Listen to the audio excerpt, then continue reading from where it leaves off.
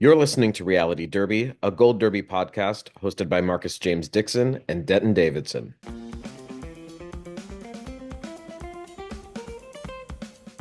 Hello, everybody. Welcome to another episode of Reality Derby. It is February 12th, 2025. And Denton, we have a hugely packed show today, don't we? We do. We have three interviews. There's so much great reality TV happening. Today we were speaking with Boston, Rob, Mariano from the Traitors. So that's Ooh. very exciting. Then we have Next Level Chef judges Nyesha Arrington and Richard Blais previewing season 4 with Gordon Ramsay. And Sylvia, one of the latest cast-offs from the Challenge All-Stars. So there's a lot to unpack, and uh, it's going to be a good show. Yeah, and we're also going to dive deep into the sixth episode of Deal or No Deal Island Power Grab, the seventh episode of RuPaul's Drag Race, Let's Get Sickening Ball. And I think that's it. Did we cover everything? It's a hugely There's a enormous. lot going on. I don't know. I think that's everything, but there's a lot going on. I think we should start with Boston Rob's interview because it's just so Mm. epic. I mean, he is the legend of reality TV. So let's get into that. Okay, so here's Rob. Okay, so I am Marcus James Dixon with Gold Derby, and I'm here with the one and only Boston Rob Mariano. You have the hat, which I love. I do have the hat. Thank you. The backwards hat. Yes.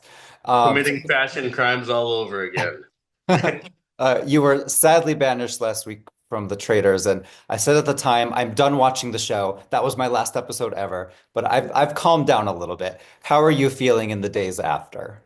I feel great. Like it was a really fun experience, something different, something I'd never done before. And I'm happy that I competed. I feel like I found a new trick, couple new tricks in my bag, and we made some great television, and it was a fun experience. Yes, some amazing television. People are saying this is possibly the messiest group of traders ever.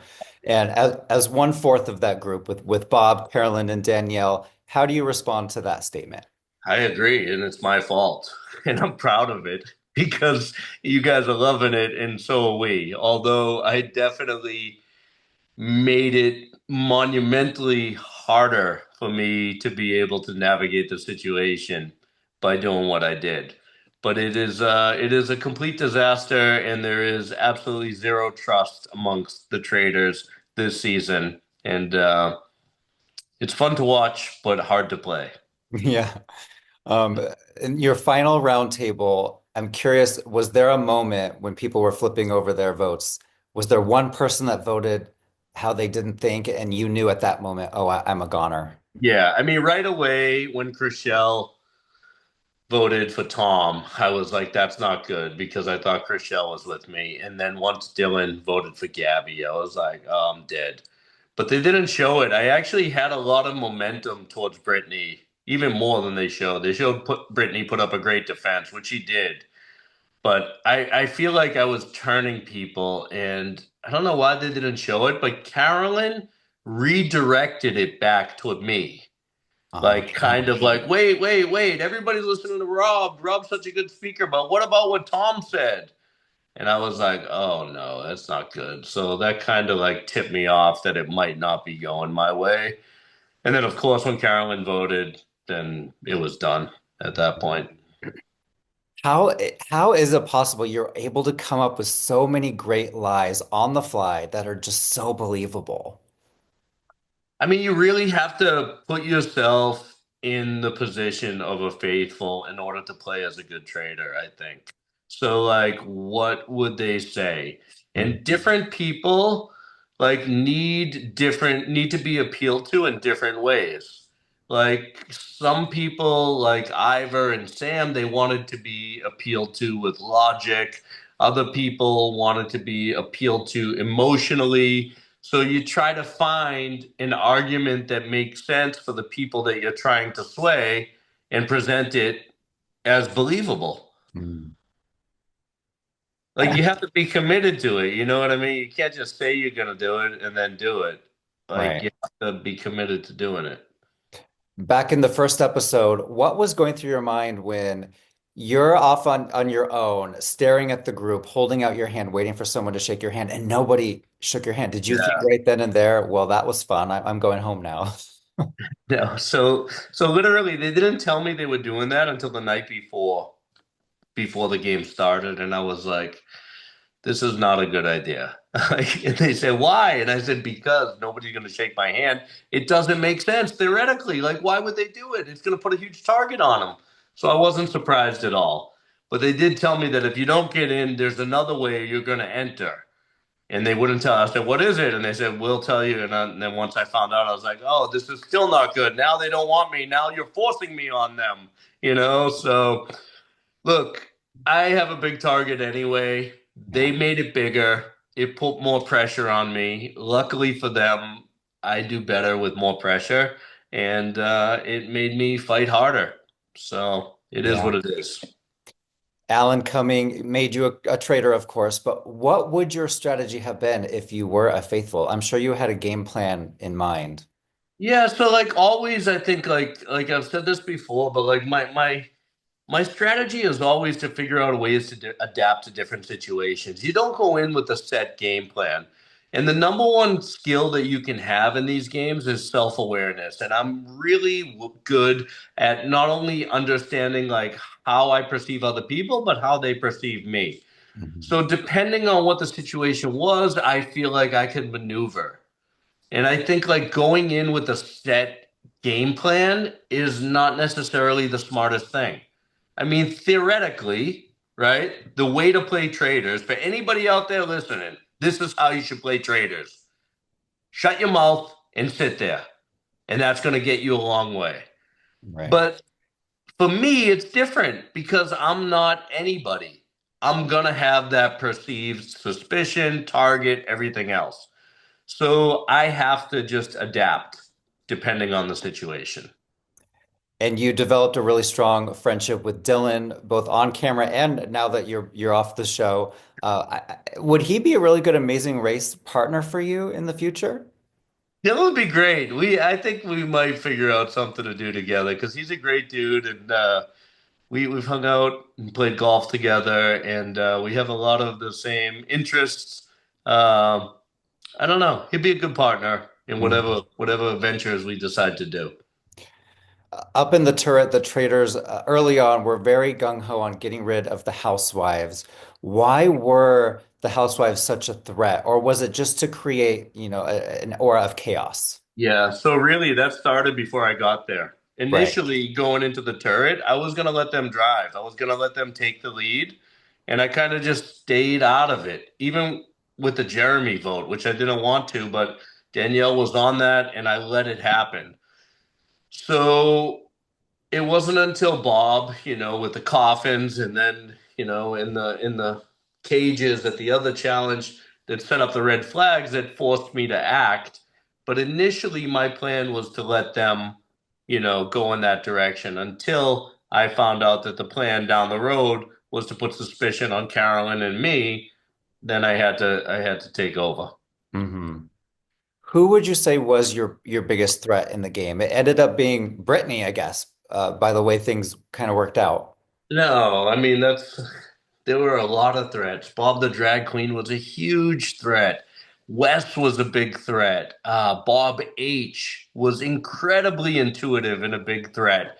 Uh, Derek, everybody that I murdered, I went after all my threats. Robin, I felt like Robin was coming for me, you Mm. know? So I remember preparing for this, watching season 1 and 2, and thinking to myself, how cool would it be if you were a traitor and you were in a position where anybody that came at you, you just went at them? Because they would never see that coming. They would never believe that anybody would. And I find myself in that exact position to be able to do that, and I'm doing it. So ultimately, like the undoing was like the simplest thing. Like, oh, he is actually doing it, and Tom Sandoval sniffed it out, and I'm found out. Hmm. Uh, Brittany put up a good defense. At that point, I could have gone a couple different directions. In hindsight, I don't hate that I went at Brittany. I made a good argument. I could have gone at Ivor. I could have said, Ivor's a known faithful. Bob the drag queen voted for him at the first round table. That's how we basically like made everybody realize he's a faithful. What's he still doing here? And then I could have made an argument for him. I could have made an argument against Tom. I could have, like, like I could have gone a lot of different directions, but ultimately I went at Brittany, and I think, the biggest threats were all the ones that I mentioned. Yeah. Yeah. When fans see you on the street, what's the number one question they want to talk to you about? Oh, they want to take a picture with me and then ask, just in general, like the course of the last 23 years. Usually they just thank me for, all the entertainment over the years. Mhm. And, they're happy to just, that I did everything. But specifically, I don't think there's like a specific question. Mhm. Well, I mean, Survivor 50 is coming up, and I know you've been asked about this before. I'm just wondering, is there one person that you would love to see on the 50th season? Just if you were sitting at home as a fan. Yeah. There's a guy that I became really good friends with since I've lived here in Florida. His name's Jonathan. He was on one of the more recent seasons, Jonathan Young. He's like the really big, strong guy. Mm. And I love to see him get a shot to get out there and play because I feel like, he had more to give. He's a Yeah, new school guy, and I love to see him get out there and play. nice. I know he wants it. Well, we can't wait to see what's next from you. And, this season of The Traitors is so epic, and that's in part because of you. I can't wait to see what happens at the Emmy Awards coming up. I mean, Alan Cumming won last year, the show won last year, so we'll see what happens. We're going to win again. Mark it down. You could be right. Thanks, Rob. Have a great day. Thanks, brother. Okay, that was Boston Rob. I love he's taking full responsibility for why the Traitors are so messy this year. But he said, "Hey, we made great television," which is so true. It is true. And He that takes also, a lot for him to admit that because, he has such a legacy. So for him to admit that he really kind of screwed something up is pretty big of him and impressive.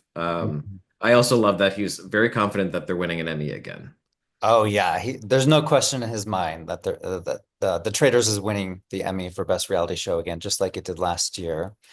And I asked him, his new buddy Dylan that he met on the show, they're hanging out outside of the Traitors now. And I said, that'd be a good contestant for you for The Amazing Race. So we'll see if that happens in a future season. So that'd be his third time on Amazing Race.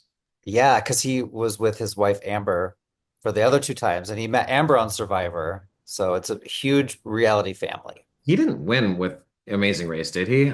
I can't No, remember. they didn't win. I can't keep track of all of his appearances and wins. They're so plentiful, but Yeah. that would be fun to watch. All right, so that'll bring us to Deal or No Deal Island, which was the sixth episode. And, they ended on a big cliffhanger where nobody quite went home yet.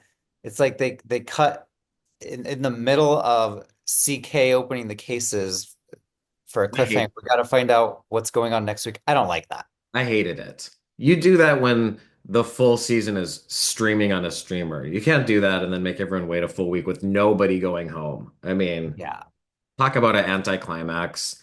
And I already don't like watching it for the challenges. You want to see the game at the end and you want to see who gets kicked off. So to just have the challenge where they're Mm. just sort of jumping off this ledge, capturing rings, I was not sad. It was the worst episode of the season. Although I do love when Seychelle tried to, she was really psyching herself up. She's like, I'm going to do this for my family. And she doesn't even jump. She kind of just floats over the edge and falls down. That was really funny. And oh, I have a special guest star, Mrs. Featherbottom. Goodness, Um, and then what about CK cheating? She looked in the thing to pull out Letty's name. Cheater, cheater, pumpkin eater. That's not allowed. did she do that on purpose, do you think? Or did she just kind of look down? She maybe just kind of looked down, but she admitted what she did and she wanted to take responsibility. So that's why she faced the banker. But it's like, girl, what's going on? The only other thing I enjoyed this episode was Parvati just living for the drama that CK unloaded on her. And she's like, I had no idea about any of this, but and she's like hugging CK, and then privately she's like, I love that they're just going into a total meltdown. And Parvati's been safe every single week. Like she's not been up eligible for elimination this whole time. And I'm starting to get worried, like the first time she's eligible, she's probably gonna go home because she's such a threat. And then there was Dr. Will figured out David at the beginning. Well, he oh didn't yeah. really. He accused it. He doesn't really know, but he was like, "Did you want Australian Survivor?" Which is so random because he doesn't Yeah. actually know that he did. And he's like, And "You're then he's just like, too good." is there even an Australian Survivor? That's funny. I forgot about that moment. And then we had Philip, screaming at the end about Harriet Tubman. I'm gonna go so low that she's gonna come tell you to have to run or something. It was very, very strange. This whole episode I could have done without. I think I'd like drifted off, and then I woke up to Philip screaming, and I was like, "What is going on?" Right. He's So he's been like Parvati's best friend the whole time, and now we're seeing the ripples take place. I don't know the drama. I just need next episode to be on because this one wasn't worth it. Yes. Okay, should we shift gears to another interview now? Sure. I spoke with Nyesha Arrington and Richard Blais from Next Level Chef, who are so great. They're so much fun to talk to, and I love they both tell stories about working in fast food when they were growing up. So Nyesha started at Taco Bell and Richard started at McDonald's. And so it's just really fun to see two such successful chefs who are now judging one of the biggest cooking shows kind of talk about their background in that way. So here's Nyesha and Richard on Next Level Chef season 4. Next Level Chef is back for season 4, premiering Thursday, February 13th on Fox. And I've got Nyesha Arrington and Richard Blais here to dish the new season. Nyesha, great to Yeah, see you again, first of all. likewise, Denton. Professional chefs, home cooks, social media chefs, all competing for the top spot once again. What are you most excited about for this new season? I'm most excited about this new batch of talent. I mean, we have some absolute heavy hitters, some of the brightest social media stars, some of the best chefs in the game. And really exciting element of surprise is that I won't say too much, but your esteemed judge panel mentorship is going to be putting on an apron in an episode. So that's going to be exciting to look forward to. And cooking alongside our team potentially. That so you're competing with each other a little bit, maybe? I mean, you're gonna have to watch, Okay. but Well, maybe. we're always competing with each other, Denton. That is something that is in all sorts of ways. By the way, like Nyesha, I'm ready for the next round of table tennis. I By the can't way, wait. okay. Yes, yes. And I'm ready to go out on that run with you. Yeah, let's do it. Richard, the premiere episode features auditions with social media chefs. What excites you the most about that category? Like, what are their strengths and weaknesses as social media chefs? Sure. I mean, in general, I think our social media chefs are really good articulating because they're talking to their communities and their audiences. They're usually pretty good at presentation because they have to, make a dish that looks good on screen. Sometimes they're not that great with timing because they're used to setting up their ring lights and spending their 6 hours making a dish, perhaps. So that can be a challenge sometimes. And I think too, they our social media chefs. This is actually something I've never said before. I think they have a little bit more pressure on them because they have a lot of them, millions of followers. So there's this sense of like, I can't embarrass myself in front of my, 2 million TikTokers. And so that presents an interesting dynamic as well. Like they have a little chip on their shoulder sometimes. Well, speaking of chips on shoulders, Richard, we need to get you a win. And speaking of social media, two of the three winners have been social media chefs. One was a professional, no home cooks yet. So if we could get you to win this season with a home cook, we could get two birds with one stone. All the bingo card is filled. Listen, Nyesha's going to do everything she can to stop that from happening. And so is Gordon, by the way. You'd think he would ease up a little bit, but unfortunately, like the more he wins, the sort of more confidence builds within him, if you can imagine it. And Team Blaze is up against it. And there's really fun people this season. You've got a magician from Las Vegas, Adam Sandler's son from Grown Ups, a former child actor. Really interesting characters. When you guys are, excuse me, when you guys are down there sort of scoping these people out, do you know their backstories at all? Or is that just for us at home? Like when they're at that early in the competition, are you aware of where they come from? Absolutely. We know that, their sort of backgrounds in terms of, are they coming from a social media? Are they professional? Are they a home cook? And that's what we learn across the board. We really look for, you know, who's been in the intensive care unit. Maybe they're not a pro chef, but they can handle pressure, and that's really how we're building out their teams. They might be, killing it at home, putting dinner on the table, but it's not necessarily their day job. So, we garner a set of knowledge as we get to know them for sure. Yeah, we learn real quick. I mean, it's not, we don't have a lot of time. We don't spend any time with them until we're actually in the kitchen with them. So we might know, hey, they're a magician, and that's about it. And I will say, just like a magician could be a really incredible asset, Denton. Like if you can just magically make three ingredients appear, like you're going to do pretty well. Well, and Gordon, he's not with us today, so let's talk about him behind his back. He's The like a best way to do massive, it. he's the massive star. He's got all these shows on Fox. Have you two thought about now conspiring against him and forming an alliance? Like, how can you work together to take him down? Have you thought about Always. that? I mean, I'm trying this all of the time, Denton. It'd be nice, maybe, hint, hint, if I could find an ally in the Oh mission. man, I'm scared. He tries to steal your people. Richard, in one season, he tried to bribe one of your chefs. Nyesha, he flat out robbed you. No, literally. Did you see that? Yes. Oh my gosh, I could not believe it. I'm like, how do He I br- freaking Ugh. he plays dirty. He breaks the rules. So you guys have to play a little more I need dirty. to start breaking some rules for sure. He's a fierce competitor, and it bothers us all, Denton. And he's also won the last two seasons. So, Not Richard, to what mention. what do you need to do to get on the board? Because Nyesha has one. Like, what's your focus this season heading Yeah, into it? I mean, especially here in these early moments of the show, it's a lot of it has to do with how do you select the team, and do you get one or two people on your team that you think can really go all the way? It's a marathon, not a sprint, and that's tough to sort of make those decisions with only seeing them cook two or three times. A lot of this game comes down to that. Did you just pick the right person early on and then nurture them? So certainly the process of building the team is the most important thing I have to be focused on. And And then I have to play a little dirty myself, Denton. Like this is the year the gloves come off, the hands get dirty, and we got to do everything we can to try to get some Team Blais members to do well. that's what I want. I want some drama. I want some dirty tricks, Richard.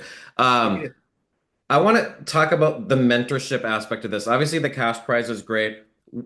What does that mentorship look like? And like, do you still have connections with any of the chefs that have been on past seasons? Absolutely. Currently in a mentorship with last season's winner, Gabby, who we love. Her flavors were incredible, and she's actually relocated from New York to Los Angeles. So I was able to take her on a couple farmers market tours. What that looks like is setting her up with a foundation, a network of people that she can reach out to, farmers in particular. I've connected her with a lot of farmer friends. I've brought her along on a couple incredible dinners that I've done where she's got to play sous chef. And, that's been really awesome to see her come to life and travel. She just got back from Spain. So she's using that cash prize to fuel her dreams and then, garner different elements and learn from each of us differently as individuals. Um, Piet as well. I stay in contact with her. She reaches out. She reaches out about things like how to organize a kitchen, how to do food costing on a pop-up. Tucker, she just opened her first restaurant. She reached out about analyzing her menu, if it's balanced, so they all sort of require a different element of knowledge exchange, and it's really cool to be a part of it. Yeah, it's a differentiator for the show, and to just build on that, like I think Naisha probably agrees. Yes, it's a couple of months where we work, as much as they want us to work with them, but the mentorship goes well beyond those couple months where we're always here for them. They can text and email and call whenever they want. And it is a lot of fun, to watch them, like Nyesha saying, growing, and accomplishing the things and making the connections, that they can get and the help from us. I love that because it's not part of the TV show. So you don't have to do it. Like it's nice for fans to know that this is really something that's happening. Um, there's an 18-year-old professional chef this season named Beatrice. I wanted to ask you two, how does one become a professional chef at 18? And were either of you pros at that age? I think so. I think if you're using the definition of you work in a restaurant and get paid, That's pro. Okay. just using that as the definition. That yeah, I probably was, heading that way or very close. So I think that's one of the great things about food media, food television, our show is that there are so many people, so many young people, 10, 11, 12 years old coming into my restaurants, having watched Next Level Chef, and they cook amazing food and they're ready to go. And their life's passion is going to lead them into the culinary arts a lot of the times because of food media. So yeah, they're getting younger and wiser and more talented, and it's an incredible thing to see. Yeah, I mean, similarly, for me, I'm truly living out my destiny, being in the food space. And I mean, when I was 9 years old, I used to play restaurant. And so, I consider myself a professional chef then. And I called my restaurant my dad reminded me of this, and I called my restaurant A+1 good restaurant, and I would make soups and invite my friends over, and literally that was my thing, and then I took my career to the next level and I worked at this incredible place called Taco Bell when I was 17. And I haven't left the food space since, so it's exciting. I think once you know what you want to do in this life, whatever craft that is, you're always sort of training, and I think that's what a pro does is always try to level up their game, so yeah, Beatrice, I mean that girl, she is a firecracker. Yeah, Well, listen, if you haven't rolled out gnocchi with Play-Doh, are you really a chef? I love that you worked at Taco Bell. And Richard, I think last time we spoke, you told me you worked at McDonald's. So I did. people Yeah. going through the drive-through, like these are the type of caliber of people that might be cooking your food back there. So have respect. And what does that fast food business give you? How does that prepare you for the real world? First of all, I mean, to be honest, I just did a campaign with McDonald's a couple months ago, and for me, it was like full circle. And got to spend some time in their kitchens. And you'd be surprised at the efficiency, the teamwork that's involved, even on a fast food level. So those are the things that I learned. Teamwork, how to do things cleanly, how to be hospitable. So that can start with fast food. And you're right. Yeah, the next person who's handing you that bag in the drive-through window could be the next level chef sometime in the future, or a Michelin star chef, 100%. 100%. It teaches you discipline. No matter what, you got to show up on time. You got to understand what the task is at hand. You have to excel at it, whether you're tendering a dollar to make change or whether you're on the line. It's all part of a team sport, and everyone has their individual thing to excel at for the thing to be great, And so I think it teaches you that on a lower stakes, if you will, level. It doesn't matter if the plate or the meal is $300 or it costs $3 for a cheeseburger or a taco. It's the same mindset. And just learning that style of kitchen, which is much better than the basement kitchen. What is the trick to escaping the basement? What do you need to avoid cooking in the basement? Mm. I mean, one of the benefits of the basement is that no one really has time to overthink things because you just don't have time and you get what you get and you can't be upset, which is something I tell my kids. You get what you get and you can't be upset. So that frees their mind a little bit. And to be fair and honest, like we're talking about fast food or whatever it is, most of us sort of came up or have cooked in a kitchen something like that at some point. So everyone's got that experience. The top level kitchen is where a lot of our competitors, they've never seen some of that equipment before. They've never been in that of a luxurious space. So it's actually a disadvantage sometimes, not just because of the choice of ingredients, but the actual tools that are up there and how nice everything is. Because you want to go run to the shiny thing that you've never seen before, and maybe you don't know how to use that blender or whatever it is. So the key to the basement is, usually also someone misses a really great ingredient up top. And we've seen it every Yeah. episode of Next Level Chef. Oh, here's a filet mignon in the basement, and now it's just money. Yeah, I think it's important, to play to the kitchen. Are you going to try to make the smoothest, most beautiful buttery puree with a blender that you have to hand crank? Most likely not going to be achieving that. Wait till you get the Vitamix up top or whatever high-powered cooking equipment or blender that you have. But that doesn't mean that you can't make something just as hard-hitting and memorable and elegant in its own way. There's something called rustic elegance where, if you take that potato, instead of trying to make the most smoothest puree, you make a crushed potato, right? And it's still delicious. So you got to be smart about those things. Well, I can't wait to see how people escape the basement this season. Nyesha and Richard, it's always fun to speak with you, and we look forward to seeing Next Level Chef kicks off again Thursday at on Fox. So everyone check it out. Thank you guys. Thank Thanks, you. man. All right, so that was Richard and Nyesha. I like how they said they want to form an alliance and get rid of Gordon Ramsay. I love that idea.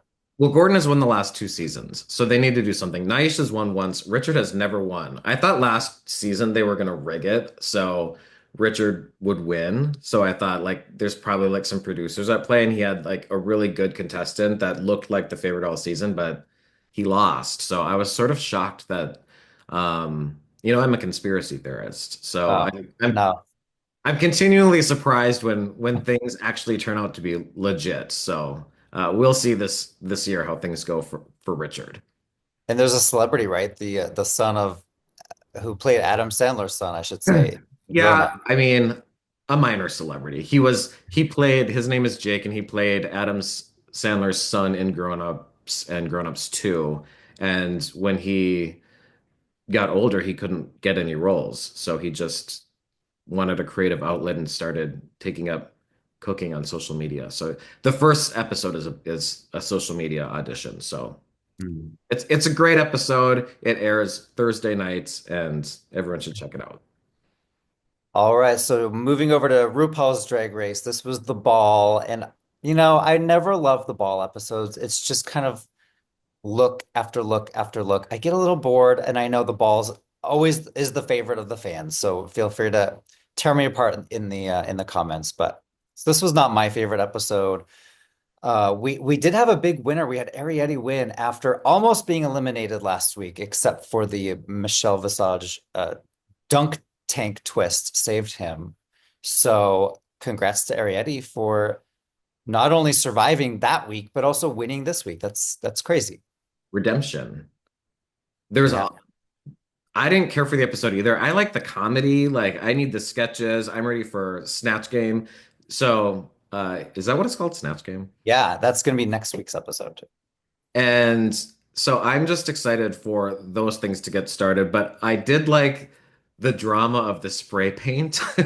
Oh yeah. Anya Nerve is like this secret queen sabotage behind the scenes. She would not own up to it until the last minute. So the drama.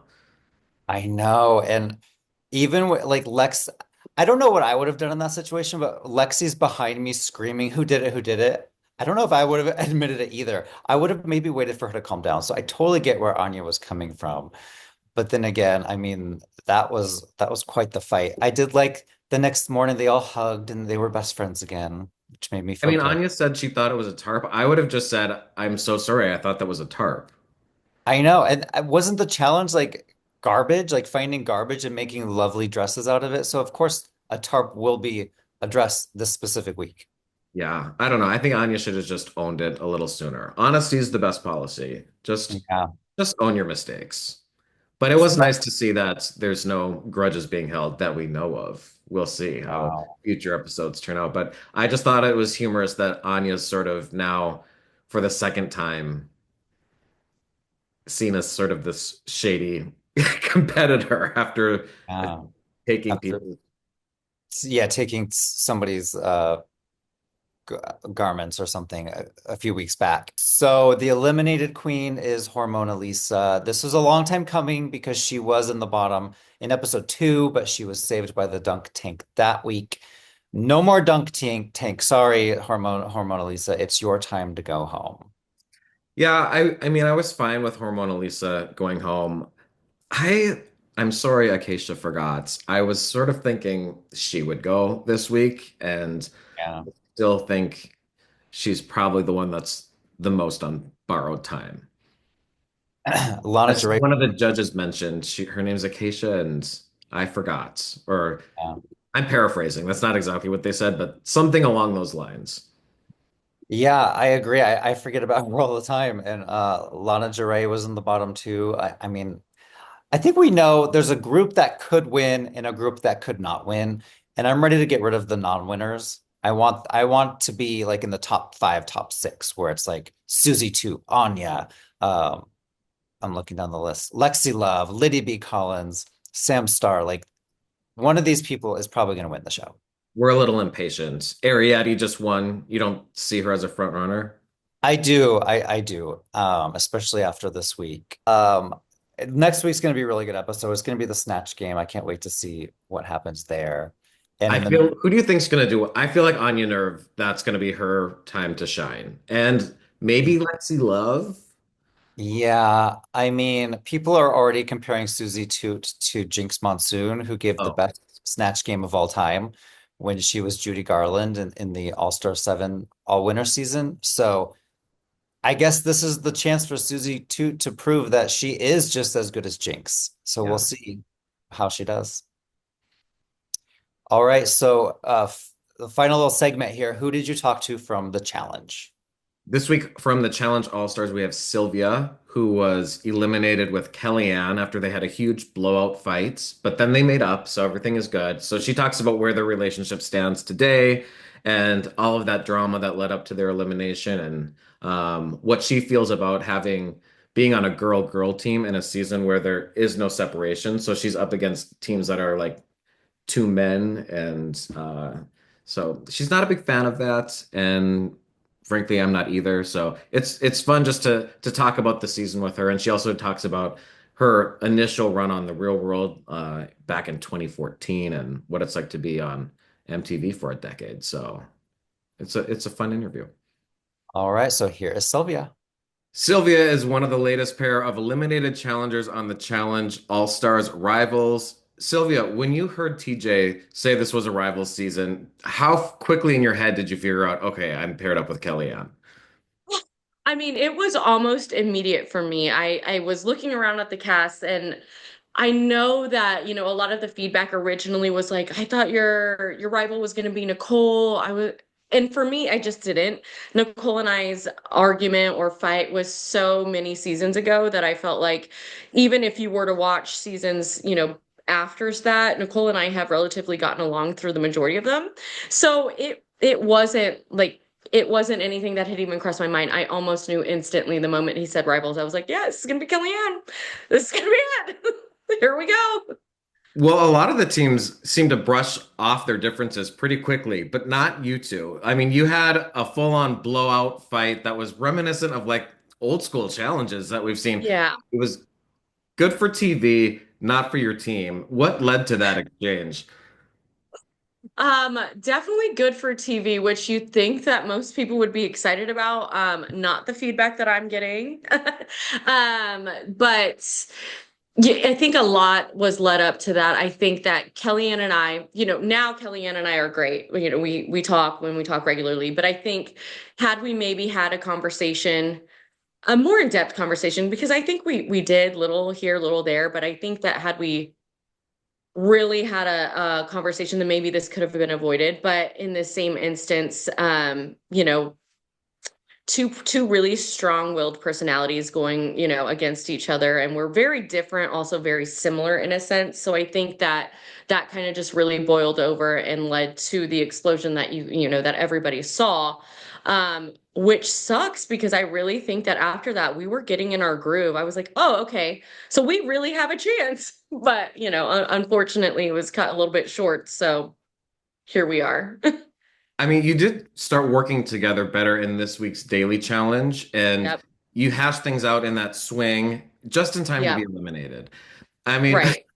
What And led you it's to have that conversation finally, where you were able to sort of hash things out? And you know what? I think maybe it was the blow up argument. Look, I was really angry. And I tend to be somebody that if I'm angry and I'm hurt, I say mean things.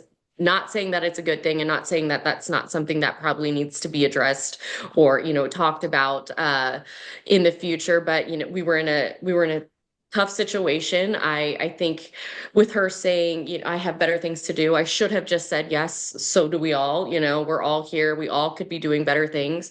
I think why it triggered me was because I was having mom guilt and I was having just a little bit of mom shame, I guess, if you will, knowing that I should have been home with my baby. But being on these shows is such a financial blessing to the people that get the opportunity on it. It's almost really hard to say no because what we make on this show really does help.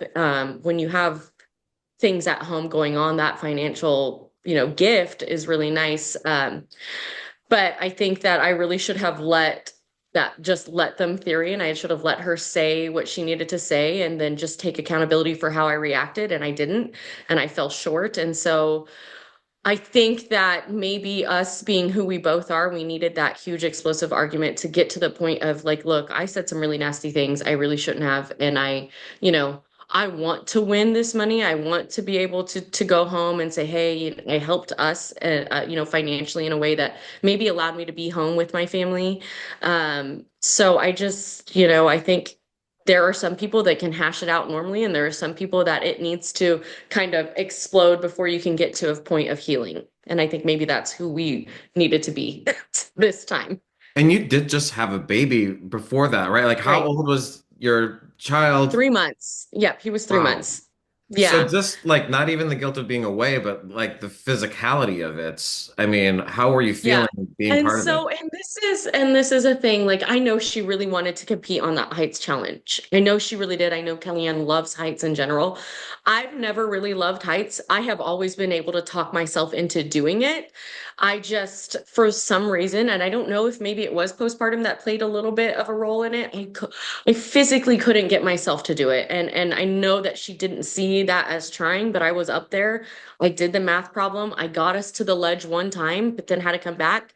And I felt that I tried, but I don't think she felt that. And I think, when she was talking to me, it felt more of like, did you not see Kelly? And I did try. Like, to me, I was like, I did try. She obviously didn't think I tried. And I just felt like, I'm doing my best. And it just was one of those things that we just didn't come to an agreement on it. Were you surprised Devin and Leroy threw you in against Adam and Steve? I was so pissed.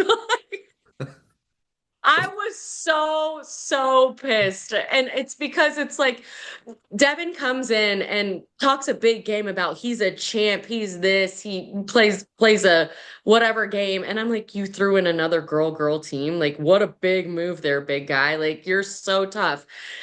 Yeah, I was pissed. I was completely shocked. So it's just, I was shocked we were even in the mixed for a team to beat up. One, we're girl. Two, we are clearly not getting along. We're not a threat at this point. Like, you know what I mean? Why not try and take out a team that is an actual threat? So you hold it against Devin, not Leroy. I mean, I hold it against both. I hold it against both. But if we're talking who's probably got the final say, it's probably Devin, if I'm being honest. Seems to me, I didn't really get a chance to super know him. I've known Cam, but Leroy seems to me that somebody that's just gonna let Devin get his hands dirty and not necessarily take on the responsibility of putting the name on him. What was the energy like there, knowing that there were teams of two men, teams of one man, one woman, and teams of two women? Like, did it feel like you were sort of up against it? I 100% feel like, and I think Kellyanne and I, this might be the one and only thing that very early on we both agreed on was, all right, we're already at a disadvantage. One, because our rivalry is an actual real rivalry. So that already leads to problems. And two, we're female. We're going up against Fessy, who is like 6 foot and all muscle, and Amber, who is lean queen, you know what I mean? A lean queen and just tall and able, and then you have the guy pairs. And it's like, where do we fall into that as being a team to beat, right? Like, I don't know.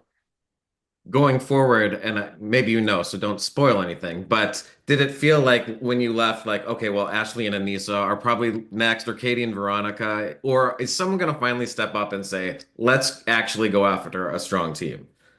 So that's 100% how I felt. I said, okay, so I see how this is going. It's going to be get out all the people that you know are less likely to come back if thrown into an elimination. And then at that point, we'll start picking off the top dogs. So I felt like it was definitely going to be a pattern, just like Steve and Adam felt like it was going to be a pattern of them always going in, going in, going in, unless they were the ones to win.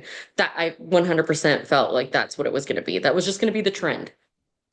Well, we saw you come back with a rival. Who would be your dream partner? Like, who would be your top female pick and top male pick if you were to return to the challenge? My top male pick, if I were to return to the challenge, would be Jordan. The man is an animal. He's a beast. He just has it in him. I got, the pleasure of getting to know him a little bit better on All Stars 3, and he just has no quit. And he is just, you know, all about proving people wrong and doing the best he can. Maybe not so much on the encouragement side, but I think he's trying to work on that. Just because the way you motivate me is not by saying, get your fucking ass up here, but more or less like, we can do this. You know what I mean? So I really think Jordan, I would love to be paired with him. And then as far as the females, I think Cara is an incredible competitor. I think that she also has no quit. So I feel like Cara, or maybe even one of my good friends, Ashley, I think she's fantastic. I really do. So In three challenge of the regular flagship series, two all-stars, what is your career highlight? my career highlight, what are we talking, like elimination or challenge? Because honestly, I think my Everything. favorite thing is meeting my friends, which are, Ashley, Amanda, and Shane. I think that that's my best takeaway from all of the seasons is them. I mean, they were at my wedding. We're all going to Costa Rica in October, just to go see Ashley and just hang out and get together. So I think that's probably my highlight of all of the challenges is creating those friendships and taking them with me, which I know, like, I'm notorious for not really wanting to get friends from these shows simply because friends take time, and I'm just very limited on that right now. So, What did you think about that final reckoning when you saw Ashley take that money?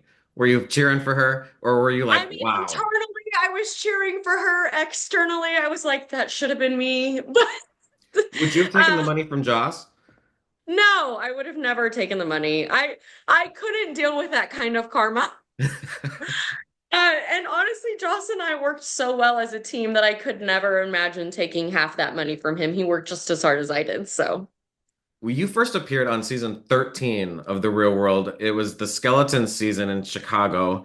yep, yeah. Can, that premiered at the end of 2000, 2014. no, yeah, 2014. Oh my Can God, you I'm old. believe it's been over 10 years and you're still on MTV? How has this changed your life? I mentioned earlier, being on these shows is a financial blessing. It's so funny because you read through the comments, and a lot of people, I get a lot of flack for leaving Enzo at 3 months, but I'm like, well, guys, I have the opportunity to make a pretty nice chunk of change in very limited a time. And why wouldn't I take advantage of that? Not to mention I get to travel to all these amazing places and do things that I would not normally do in my real life setting. So, while I know a lot of people may not agree with my decision, I think that we are a select group of people that get to experience something like this in life, and I think that's huge. So if they Completely keep agree. calling, I'm going to keep going. So Keep going. We hope to see you back. It's always fun to see you on the yes. show. And thanks for hanging out on our reality derby show today. Yeah, thank you guys so much for having me. All right, everyone, that is our show for this week, and we will be here next time to talk more reality. And it's coming down on the Traitors. We're down to two, Danielle and Carolyn. So I can't wait to see what happens next up in the turret. Who Actually, will in be the a turret. recruit? Yeah, they're murdering someone currently in the church, and then it's possible they can recruit somebody. So it's going to be a fun episode.